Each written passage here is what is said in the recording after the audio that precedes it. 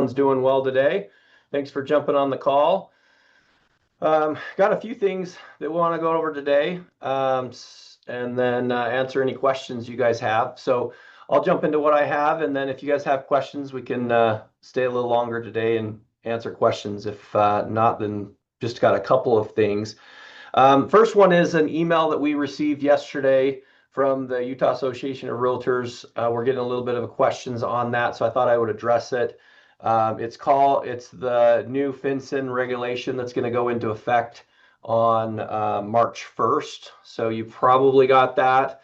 And I'll just kind of explain what we need to do with that, and if you have any clients that this pertains to, it will need to be brought up to them. So the FinCEN is something that came out, it's come out a while ago for businesses.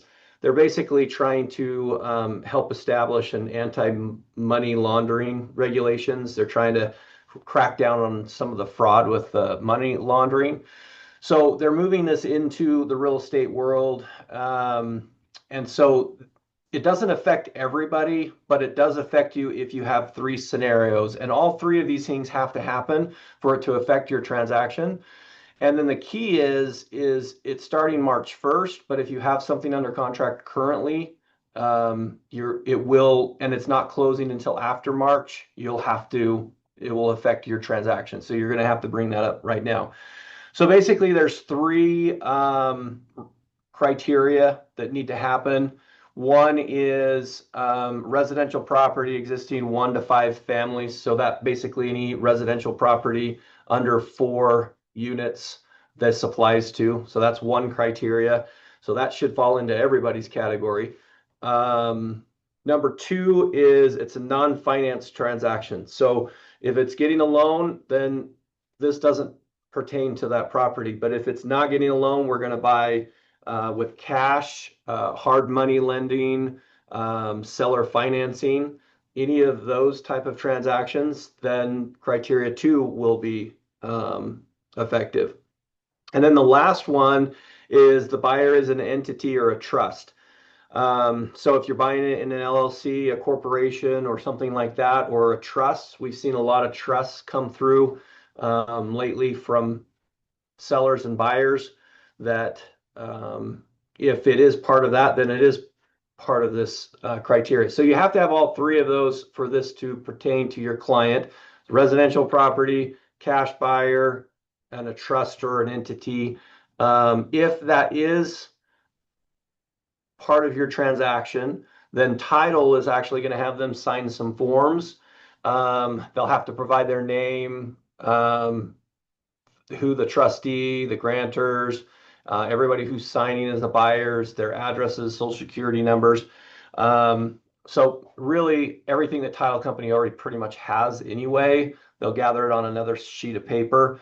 The only thing is because it's the government, they're going to charge you for everything they want to do, even though it's their reasoning for it. So it's going to be, they're estimating about $400 as another fee on a closing document. So the only time that will apply is if you have those three things pertaining to your transaction. So look at everything you guys have under contract right now. And if you have residential under contract, cash buyer or seller financing, or hard money loan, and you're doing it in a trust or an LLC, that's going to pertain to the client if it doesn't close before March 1st. So just keep that in mind.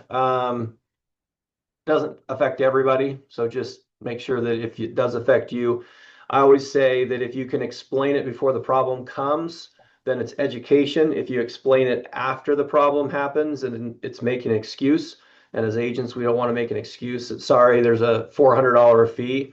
And as a broker, Russ and I don't want to see exclusive right to sells or buyer broker agreement addendums that say agent is paying the $400 because you forgot to tell them. So I would prefer you not give away your money. If you do like to give away money, Russ and I will definitely take it off your hands for you, but don't try to just explain it to them. So any questions about this upcoming change for FinCEN?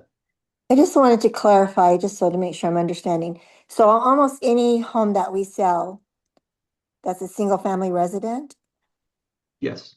if it's in an LLC or a trust, or if it's a cash deal, we have to, is there going to be an addendum or something that they're going to sign that says they know they're going to pay the $400 or what? How Okay, does so that work? this is not through the real estate purchase contract. It's not us. It's through Okay. title. So We just need to tell them.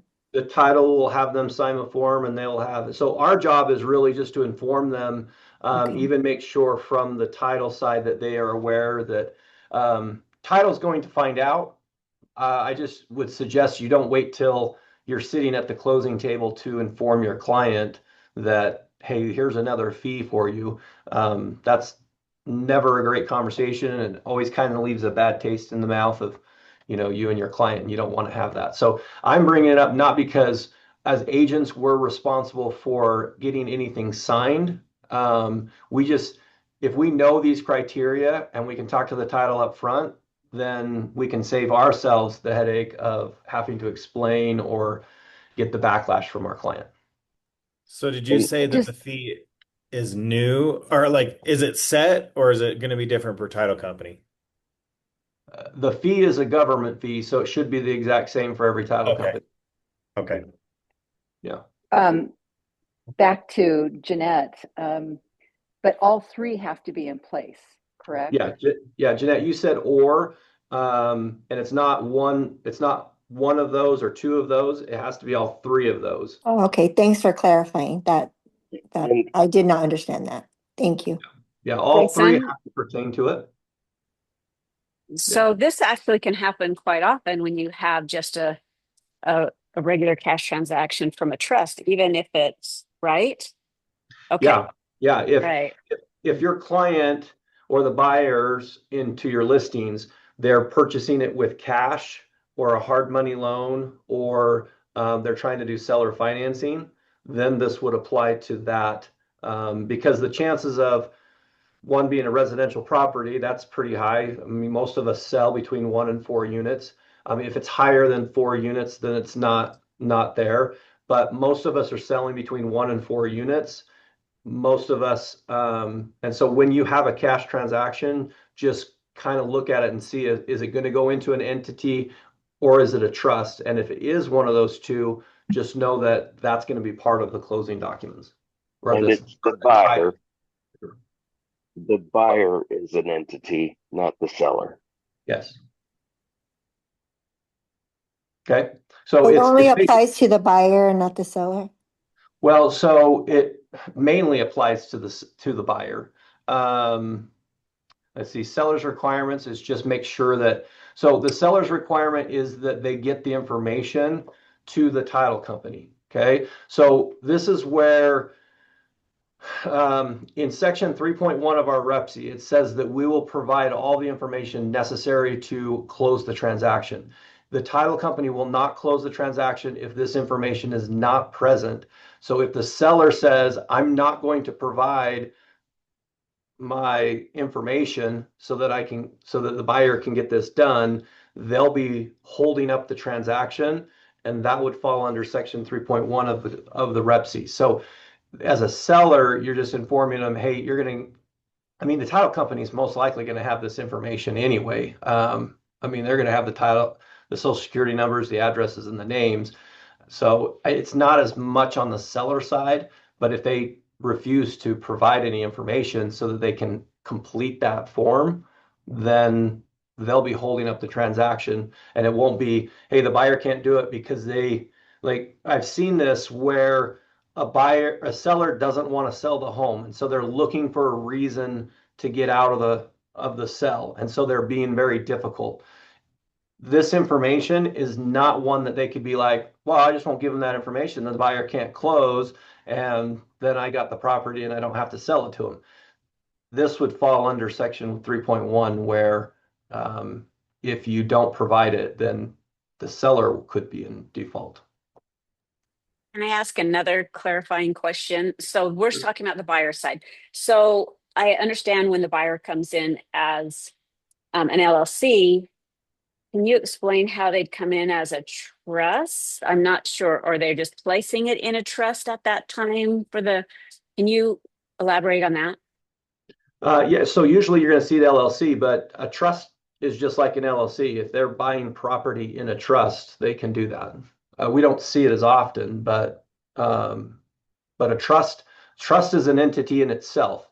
So that's why when a trust is selling the property and we're having the sellers sign, even though they're the trustees for the trust, they're really not, they're signing on behalf of an entity. They're not necessarily the actual entity. Okay, so it's not when the seller's property is in a trust, it's when the buyer is an entity or putting it in a trust. Yeah, it's when they're moving it into a trust. So if you think about it, what's the reason for this whole thing? It's for money laundering. So how does people move money without being detected?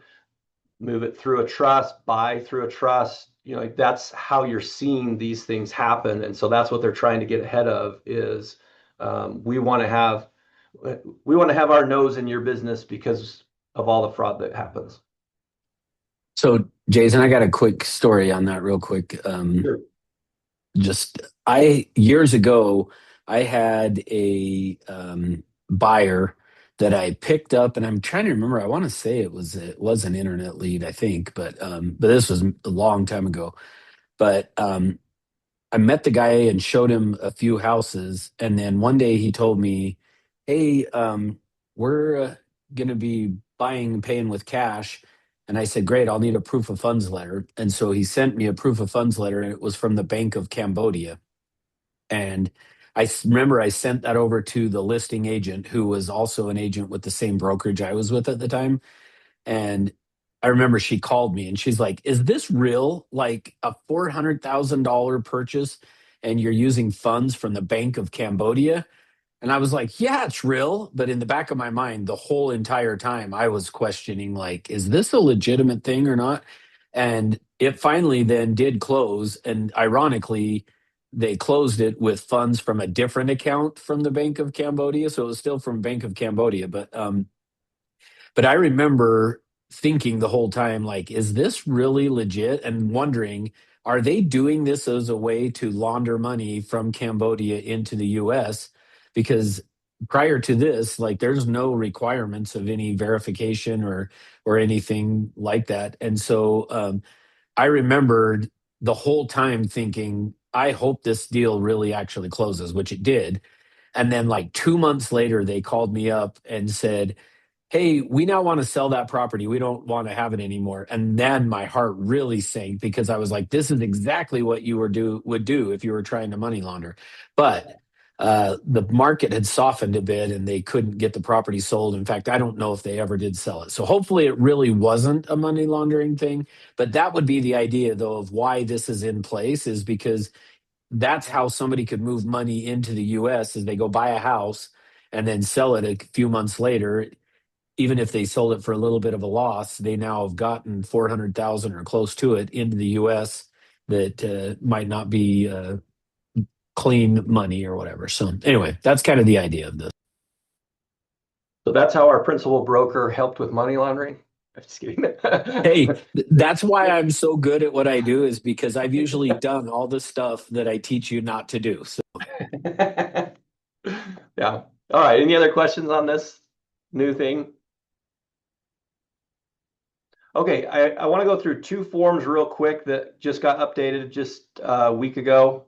So I'm just going to share them. They'll be really quick. If you're checking the MLS, on the forms, it actually tells you when things get updated. So just keep an eye out. We try to watch them as well. But here's a new form that's come out. We've had this question in our brokerage lots when I'm canceling my exclusive right to sell. Um, we used to have a form that was conditional withdrawal and unconditional withdrawal. And basically it meant, unconditional withdrawal was there's it's just canceling. We're not putting our agreement is not going on, or that was, and then our conditional withdrawal was we're canceling off the MLS, but we are still keeping our exclusive right to sell active for as long as it is. So this is the new form that just came out last week, or updated. Not new form, it's just updated. Couple things that I want you to point out. This is a cancellation of the exclusive right to sell, the listing agreement. So you're going to identify the information so that we can do the property. But number two is what's the biggest thing here: mutual termination of agreement. Both parties agree to mutually release each other from any and all obligation, claims, liabilities, demands arising out of the agreement, including but not limited to the agreement's protection period, unless checked below. Okay, so if you don't check box A right here, the agreement's protection period is not canceled or terminated, then that protection period for them is still there. And then if you want to get paid, you can ask the seller to refund. Like, this is a scenario where you've already spent money listing the property, and then the seller decides that they don't want to do that. You should be able to be compensated something for paying that.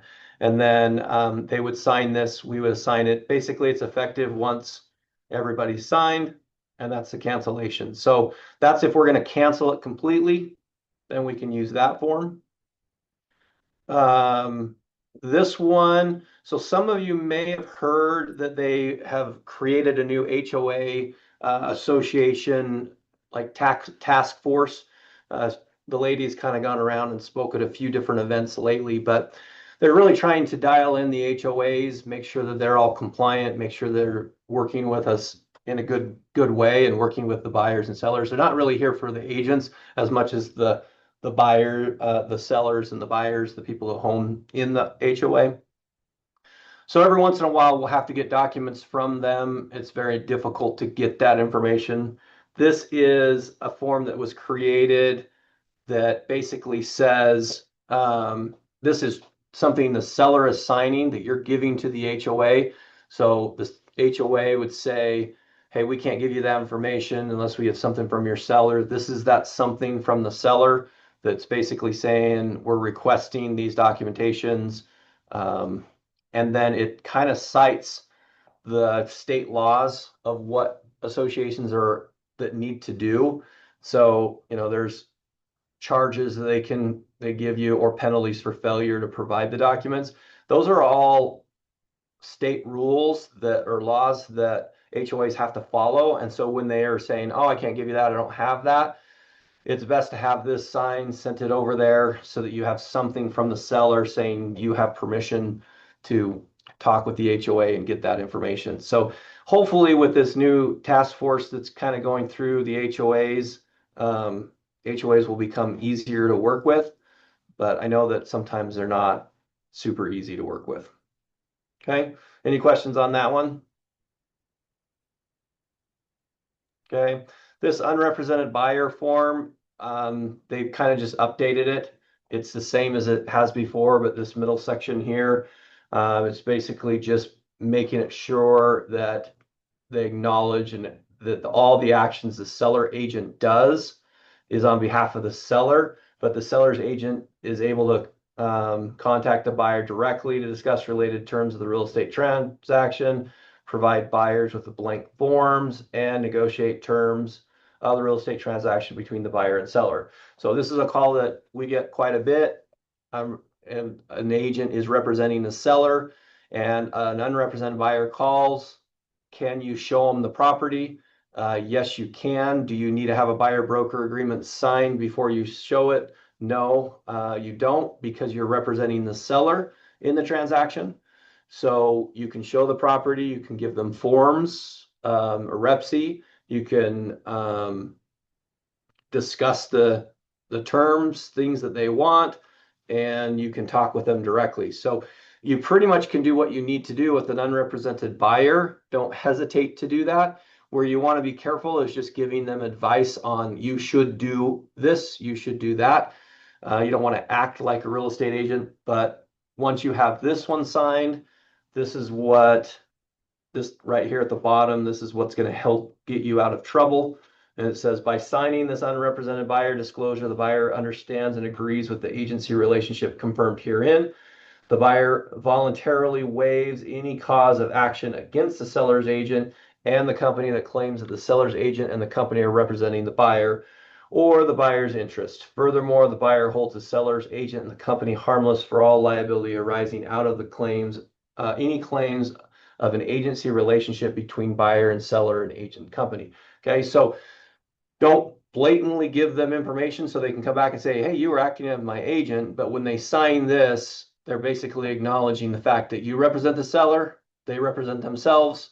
Any help that you're giving them is strictly on behalf of the seller, and you would be protected in that area. Now, anytime we're protected in a contract, when we purposely go outside of the frame, so if it's obvious that you are acting as their agent, giving them information, breaking your fiduciary duties to your seller, then it doesn't matter whether they waive their terms, you can still be liable for it. So in this case, use this form. If they do not have representation, always use this form. And for the selling side, always use the for sale by owner form as well. Okay, Julie, you have a question? Yeah, so if it's your own property and you're representing yourself and you have that situation, is there a different form or how do you handle that differently? No, so keep in mind that if you're an owner in the property, you cannot represent both sides for sure. You can't be limited agent, but if the Yeah. buyer is unrepresented, that's fine too. You just want to disclose that you are the owner of the property and you're an agent representing them. You can give them the forms. You can do the same things. These three things are there. If you are the owner, you just one, definitely do not want to represent them. So you're not going to be limited in this situation. And um, I would just let them know that you are the agent. I mean, a buyer coming in that knows you're the owner and the agent um, should know that you have your own best interest in mind. But yes, I would still have them sign an unrepresented. Mhm. In fact, in that scenario, you for sure should have them sign an unrepresented buyer form because you are the owner. So I don't think there's ever a situation you shouldn't have it, but in that scenario, it would be like, in my mind, a non-negotiable. You need to have them say, Yep. I know you're not representing me. Yeah, yeah. And then the other question I had backing up to the ERS, so, say they back out and you put in $500 of marketing, but you didn't have that like an addendum with your original agreement. Can you approach them after if they withdraw, even though you didn't have something like that in place and say, would you be open to paying that 500 that I've already put into your property? Yeah, yeah, I mean, keep in mind what we're doing is we're canceling the exclusive right to sell early.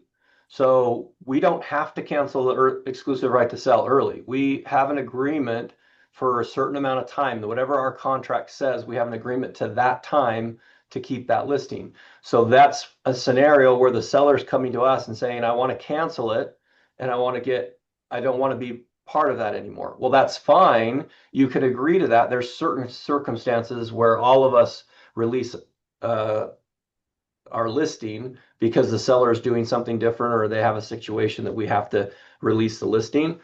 Mm-hmm. If we do that and we look at it and say, yeah, I'm fine with releasing the listing, but I already spent, $500 on photos and getting everything Mm-hmm. up, would you reimburse me? And you do that on this form, not on an addendum to the exclusive right to sell. This is where they're agreeing to, because you're signing it or the seller's signing it, and then a broker, Russ or I, are going to sign the bottom of that to agree that we will release them from that obligation based off of there. So you don't have to charge them. And in fact, a lot of them I see that don't charge them. But if you're spending the money and they're canceling it, something out of your control, I don't see why you couldn't put something there. Yeah, and if they refuse, they just refuse, right? You just let it go. Yeah, if they refuse, you have two choices. Either be like okay with it and just cancel it anyway, or you could, if you wanted, say, well, that's fine, but the agreement is still in play until it expires. So at that case, instead of pulling it off the market as a canceled listing, you would either do an active no-show or a withdrawn from the MLS, but your exclusive right to sell is still in play until it expires. Okay. Yeah. Okay. Jason, I have a question. These Sure. 3 forms that you just talked about, have they been uploaded into our C21 forms so they're current there? I highly So doubt I can the answer first that. two. Go ahead. Okay. So the unrepresented is in there. It's all set up and ready to go. I uploaded the other 2 on January 30th to Dot Loop, but they have to go in and set up the fields to be fillable and all that. And so that's the only thing we're waiting on. So yes, it's been uploaded, but it's not yet available. It's not yet It available. usually it takes them sometimes 2 weeks, sometimes even 3. So I'm guessing in the next week we'll have it on there, but it's in process. Okay, thank you. Okay. Any other questions or anything else that you guys want to talk about? Okay. Well, have a great week. I actually have a question. I just couldn't find my unmute button. Sure. I have a seller who took their home off the market. We canceled it, but we did an addendum say that we're going to put it back on the market on March 1st. Do I need to do a new input form? Okay, so it all depends on when you say you did an addendum that says it's going to go back on March 1st, but you're saying you're canceling it. Was it canceled or is it just still waiting? We did cancel it because we had to take it off the market to reset those days. But Yeah. Then you so would I see want, what you're saying. So in the exclusive right to sell, we did an addendum saying it would go back on the market on March 1st. We canceled it first and then we did the addendum, but I don't know how that works. yeah, I would do a new exclusive right to sell since Okay. we're basically doing a whole new listing. I mean, my guess is Okay. you took it off the market so that your days reset. Right. So Yeah. just treat it as a new listing. I would treat it as a new listing. Okay. We had one a couple of months ago that did something similar to that, and the MLS came back and said that they didn't actually officially cancel it; they just withdrew it, so the 30 days didn't apply to it. Yeah, So we actually canceled it. So yeah, so if it's canceled, the deal is canceled, and the fact that you put an addendum that says it's going to go back on the market in the first, you've got a canceled contract right. it's Makes sense. too messy. Yeah. Just do one. Okay. Perfect. Thank you. Yeah. Okay. At the end of the month on the 24th and 25th, Russ and I are going to be teaching the 12-hour new agent course. You don't have to be new agent to get the 12 hours, but you do have to attend all of them. So you'll see something come out in the next week, just promoting that. So if you need those 12 hours, do that on the 24th and 25th or 25th and 26th, Russ? 24th and 25th. Yeah, 24th and Tuesday, 25th. the Tuesday, Wednesday. The Tuesday, Wednesday. So we'll do the 12-hour course then. And then on March 4th, we're going to do the mandatory residential course. So if you need that within your 2 year of renewing, everybody has to do it at least once in the 2 years. We're going to do it on March 4th. So put that in your calendars. How many of our core classes in the 12-hour? Well, you could get all of them in the 12-hour because it's 12 hours of core. So you Yep. only need Oh. 9 hours of core to renew. So if you did the 12 hours, that would count as all of your core. But a lot of times, because it's a new agent, in your first 2 years as an agent, you have to do this at least once. But if after your 2 years, as an agent, you can go and do it again and still get the 12 hours. What time is that going to be? 9 o'clock it'll start at 9 o'clock on both days. And you have to be in the office. It's not going to be on Zoom. No, we can do Zoom, but if you're going to get CE credit for Zoom, you have to have your camera on the whole Right. time. Otherwise, we can't give you credit for it. Okay. We Perfect. don't want to And get that's we Wednesday, don't want to March get cut 4th, off from right? the instructors. What's that? Wednesday, March 4th. Wednesday, March 4th is Mandatory. the mandatory residential course that we'll teach. And the mandatory accounts, even if we don't need the mandatory, it's still CE for other stuff, right? Well, so I don't know if I need it or not. I can't remember. So if you don't have it, you have to have it. But I don't think you can count two. Russ, maybe you can correct me, but I don't think you can count two of the exact same classes No. as six. Oh, six. yeah. And you do have to have it. So even if you had 50 hours of CE, but you don't have the mandatory residential, they will not renew your license. So Oh, yeah. No, I knew that. I just was Says that- thinking year to year, but okay, thanks. Yeah, how many oh credits yeah, is that no, it doesn't residential? matter. The residential, the ones that's 3. Okay, that's what I was thinking. Okay. All right. Any other questions? Okay. Have a great Friday and reach out if you have any questions throughout the week. Thank you. Thank you.